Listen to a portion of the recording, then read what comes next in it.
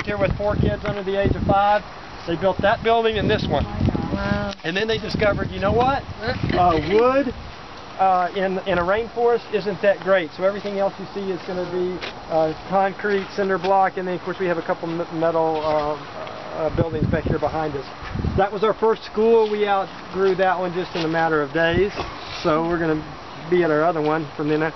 That side of the ranch is all of our ministry homes, and we'll walk by a couple of those here in a few minutes.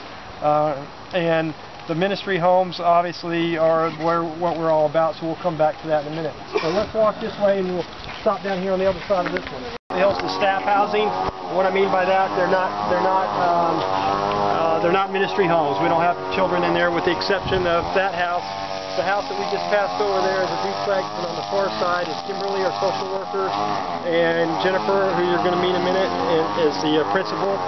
And on this end is Andrew, who normally does the tour, and his wife Simi, but they're in the States right now.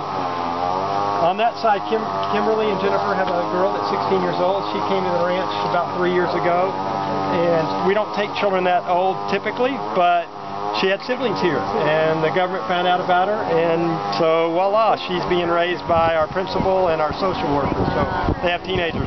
This is my house right here, and we are substitute house parents. So on Sunday through Tuesday, that place is wild.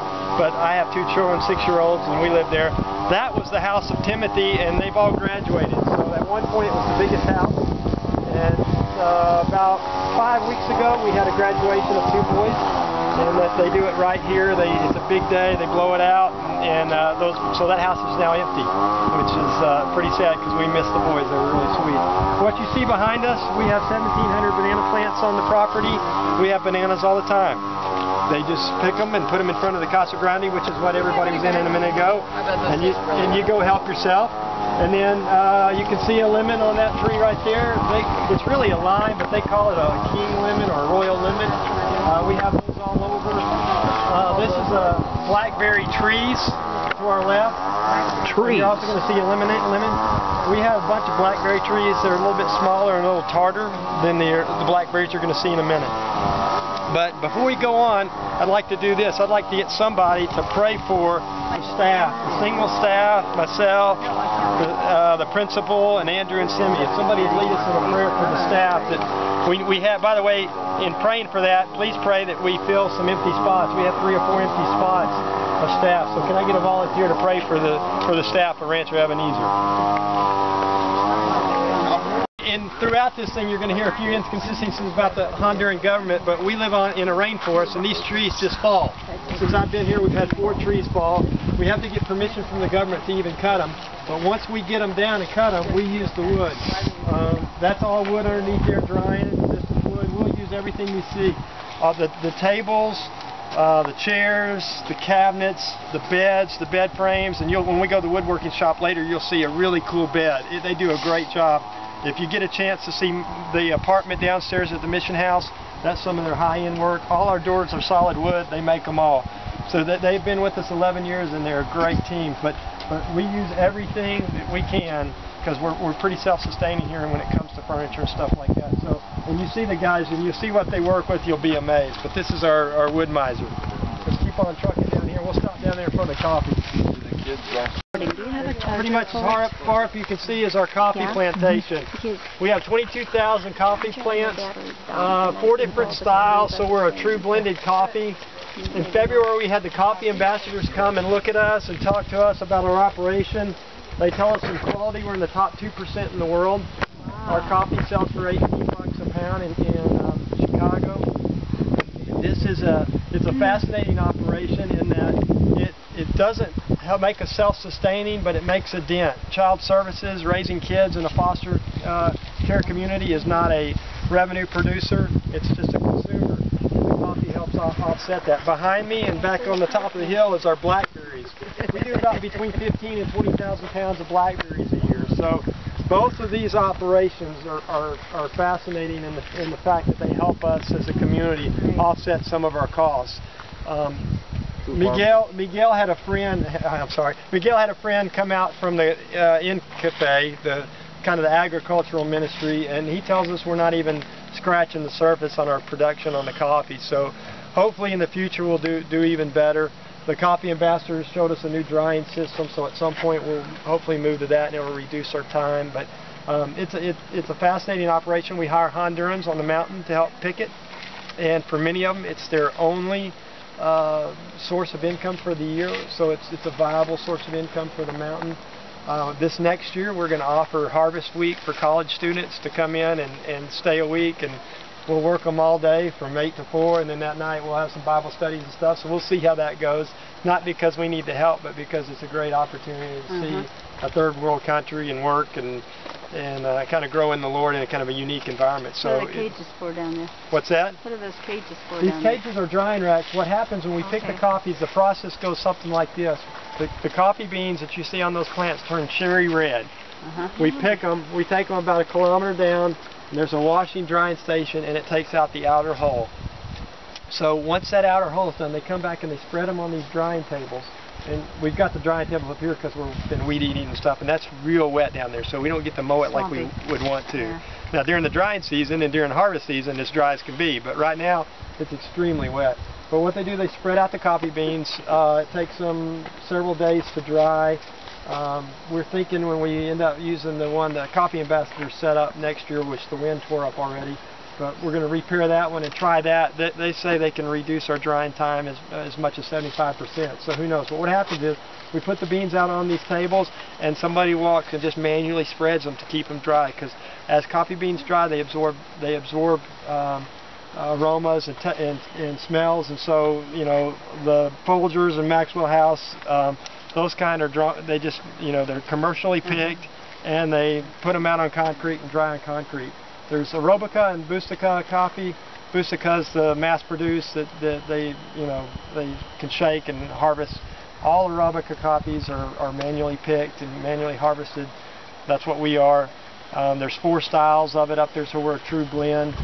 But what am I missing, Miguel? Anything on that? Any questions about our coffee? Why did you say not to touch them? Well, 2 reasons. One, we're going for a rainforest certification. And part of that is they only touch during harvest. If a coffee bean is picked improperly, it ruins that stalk.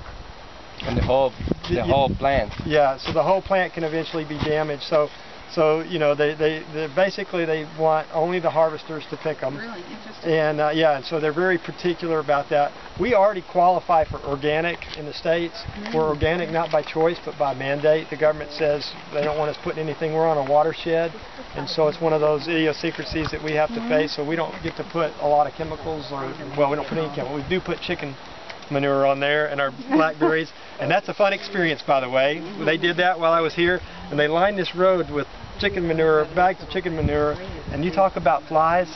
And so my wife teaches the kindergartners, a little Franklin David, who we perhaps will see in just a minute maybe.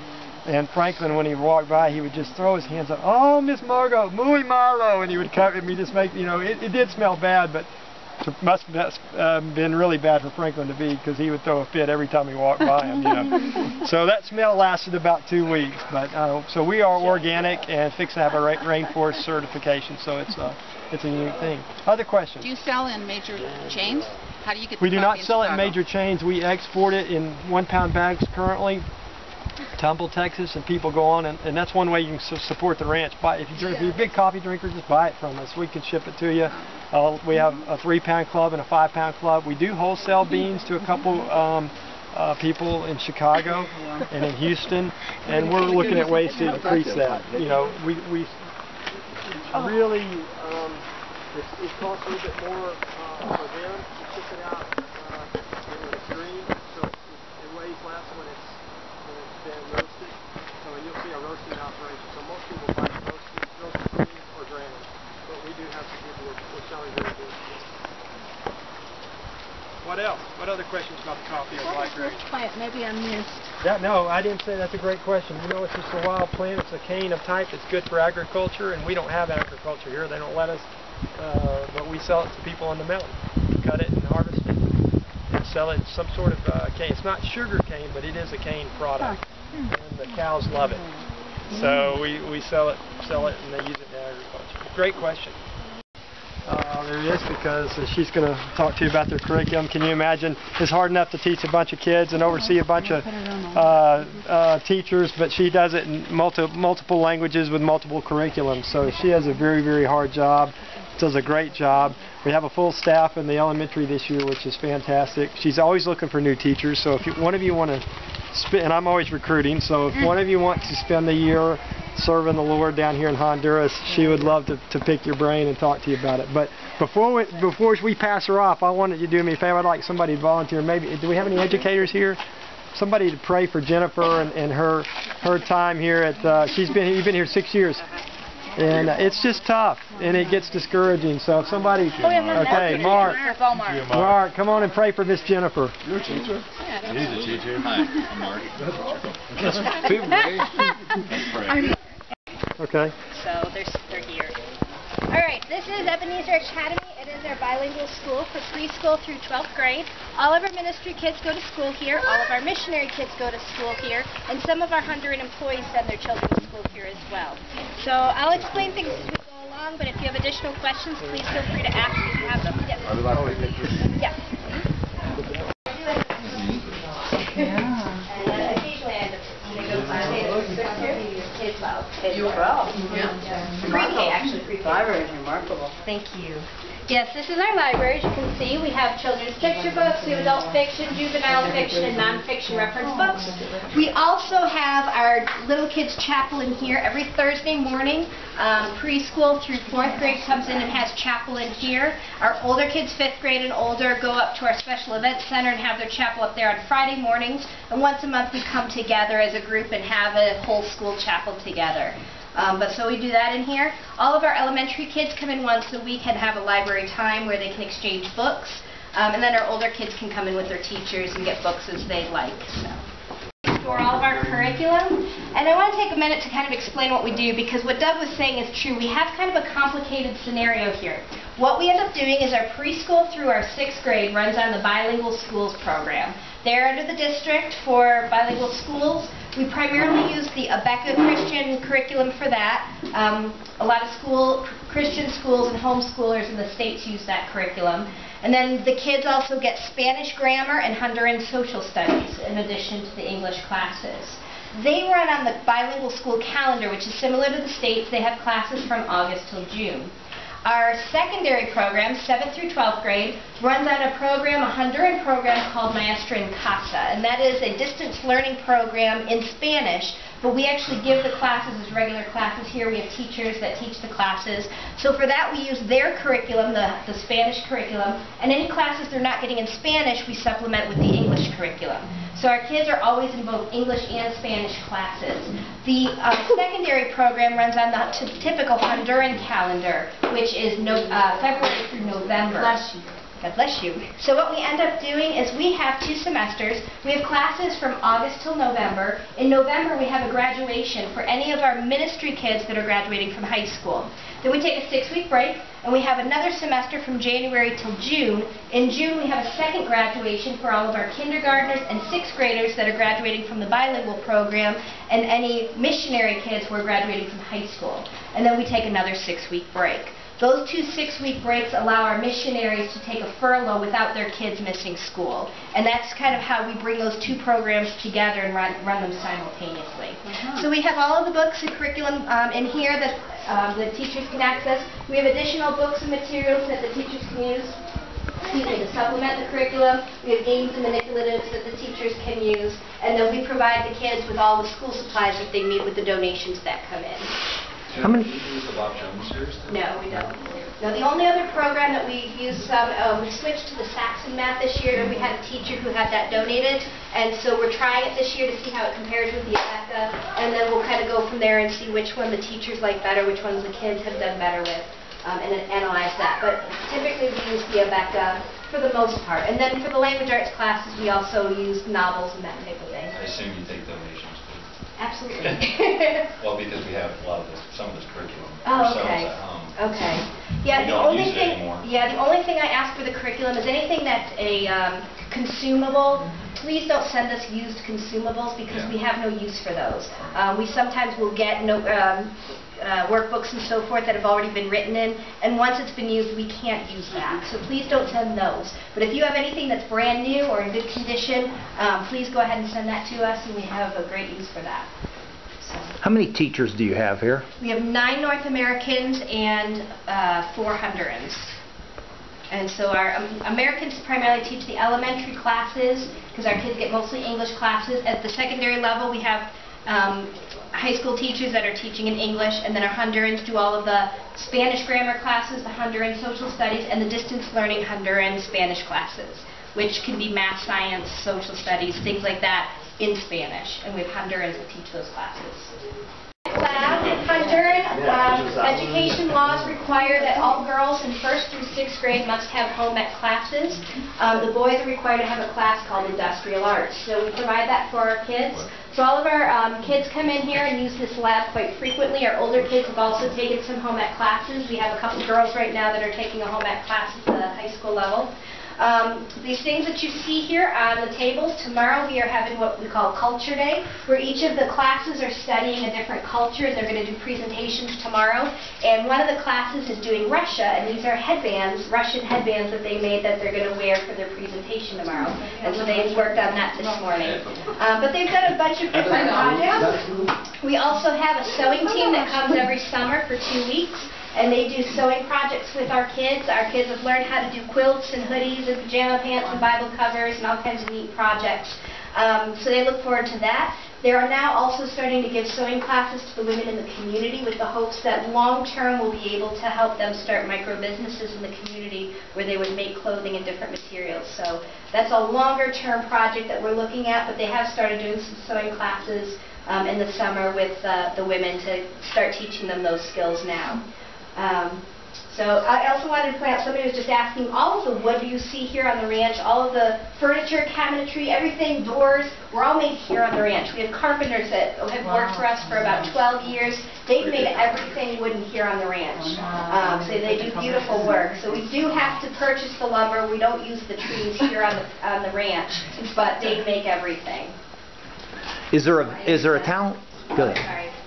Why don't they use the wood here? We're on protected land, and so we need to have permits. This is actually a nature preserve, and so we're not allowed to cut down any trees without permits. And they only allow a permit if a tree is going to cause damage to a building, for instance, if it's going to fall down. Is there a town close by? An actual town, as you would know in the States, no. What they call the village out here would be considered an alcaldía or a town, and that's there. Right below us is a community called Rincón de Dolores, and a little bit further down is a community called San Matias. But that's their equivalent of a town. It's not similar to what you would see in the States, like a suburb town. So like, where's Walmart? In Scotland. We do have Walmart. Yeah, first Walmart. So yeah. So we've got the main city, but then the communities are really the towns. They have little communities. And Little community stores or something like that. Well, the community stores are really, they call them pulperias, and they're little mom and pop out of their house, and they just sell the basics like flour and rice and soda. Everybody here drinks Coke. And those kinds of things, so, yes. Your sewing machine seems to be modern. I'm surprised at that. What brand is it? A white? White. A friend of hers came down about, I don't know, 2-3 weeks ago and taught the kids how to make handbags and things out of magazines. You fold them, and you can also make beads out of them as well. And so the girls actually made some beads and made them into some necklaces. But her friend actually made that and was teaching them. She's very into recycling and reusing of materials. And so those are just magazines that have been, or magazine pages that have been folded and then put together. And then I've seen these from paper, but they sell them in the States, and they're very pricey. Really? Yeah. Yeah, that'd be another good thing to sell. Yeah.